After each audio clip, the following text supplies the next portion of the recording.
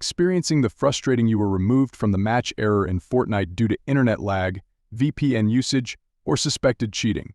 Fear not. In this guide, we'll present 3 effective solutions to swiftly get you back into the game. Remember, just stick to these steps, and you'll soon be dominating Fortnite once more. To start, if you're using a VPN, it might be causing the problem. Simply disconnect it before launching Fortnite. Navigate to your settings, select Network and Internet, then VPN, and hit the disconnect button. Check if the error persists. Next, optimize your DNS server. Open Command Prompt, type ping 1.1.1.1 and press Enter for one DNS server, then ping 8.8.8.8.8 for the other.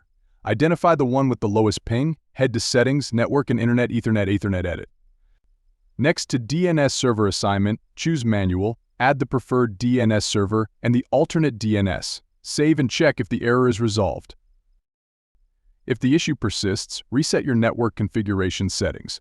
Open Command Prompt as an administrator, type netsh winsock reset ipconfig flushdins ipconfig release ipconfig renew and netshint IP reset.